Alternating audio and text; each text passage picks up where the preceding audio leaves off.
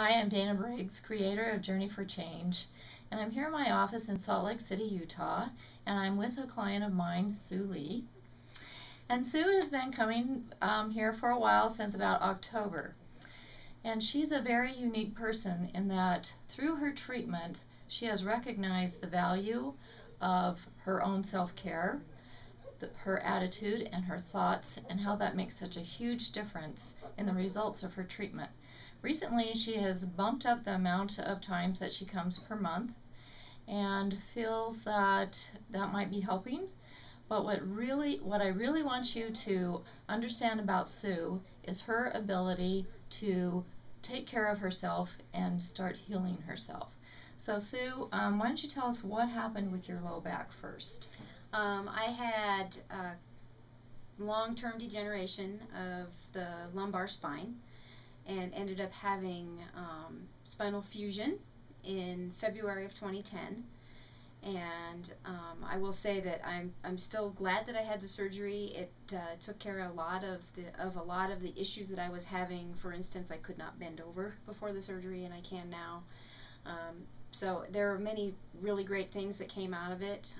I found, though, after surgery that I had what I originally thought was residual pain. I spent most of 2010 believing it would go away, and it never really did. Yeah. And I think, I kind of went through some more sessions with a physiatrist, which is a physical rehabilitation doctor, visited with the surgeon, and I kind of came to the conclusion that it's really up to me at this point. I need to make sure that I'm doing everything I can personally to learn about my pain, learn about how to deal with my pain, and learn how to heal, essentially. Okay, so most of your pain is from sitting, right? Yeah. Yeah. So I have mostly, most of the time I'm pain free if I'm moving or if I'm standing, but the minute I sit down, I get some pretty intense nerve pain mostly in my tailbone, a little bit in the sacrum, and then I also get it in my left leg. So I have some sciatica also that goes into my left leg. So it's made going to movies and going out to dinner and going to a friend's house is really difficult. And traveling is especially hard. Traveling is especially hard. I have not traveled much. Yeah. So you're living with chronic pain on a daily basis, but you're always coming in here smiling. Almost all the time you have a positive attitude. And the important thing about this for you to understand is that it's the thoughts that make a difference. You know, how she wakes up in the morning and what she thinks and how she approaches her day and how she looks at other people and herself have made a huge difference in your ability to manage that pain.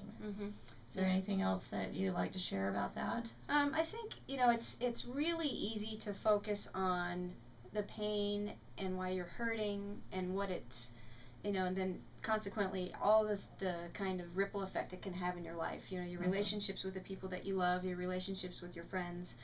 And I think for me the biggest thing was kind of stepping outside of myself, looking at my behavior and how I was dealing with the pain and saying, I need to do a better job. I need to, really just focus on what I can do to make this better instead of focusing on the pain or the negativity or anything like that. And it's hard to do when you're in pain. It's also hard to do when you're around a lot of people who are also very negative for other reasons. And, there's some of that going on in my life too. But, that's their issue. That's not my issue. And I really feel like the biggest benefit to me is just being able to step outside myself, say, wait a minute, what can I do to make this better?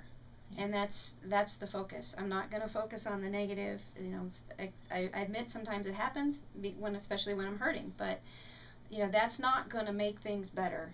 And I still hopefully have a lot of years on this planet, so I want to try to make sure that I'm doing whatever I need to do to carry on. And maybe the pain will never go away. I don't know. But it's going to be up to me to figure out how to deal with it and how to deal with it positively. Yeah, and so we've been using myofascial release therapy and a little bit of craniosacral. And so, Sue, how has that seemed to help you in some ways?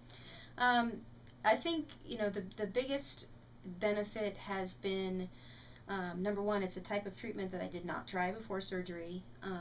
And I leave here feeling usually pretty wiped out and tired. But overall, I feel much more relaxed. And, I feel that the attention that I'm giving through Dana's help is really been very positive for my body. I think the changes are incremental, and I think it's going to probably take a while, and that's fine. But I wouldn't be coming back if I didn't think it was having a positive effect, and I do. I really think it is having a positive effect. Yeah, and I just really admire Sue because this is a difficult thing. Chronic pain is hard to deal with, but she has made the best out of it, and most of it is because of her resilience and her ability to talk to her body and to think within and to do all the things that she's talked to you about, that help her life to be the best that it can be. And we're hoping, we're going to maintain that hope, that the pain is going to leave and we're going to continue doing treatments, and she's going to continue doing her part. So when you go into a bodywork treatment, it isn't that somebody is going to fix you. It's a teamwork that two people are trying to achieve a result of pain, of living pain-free. And so I wanted you to get that feel that this type of work, cranial sacral and myofascial release, and even another kind of work that I do that's called Sai Chi, which is a mind energy light therapy, all works together to help the person who is in pain to get out of pain. And you can go to my website, danabriggs.com, to learn more about myofascial release and cranial sacral therapy, or if you're interested in the light therapy that helps you to get rid of your own negative limiting beliefs that sabotage your life, go to saichibydana.com. I'd really love to hear from you in person. You can call me at 801-855-6163 so we can talk about your story and the things that you might need in your life. So thanks for joining us here, and I really appreciate Sue sharing with you because she is truly an example of someone who does a lot of her own self-care. Thanks.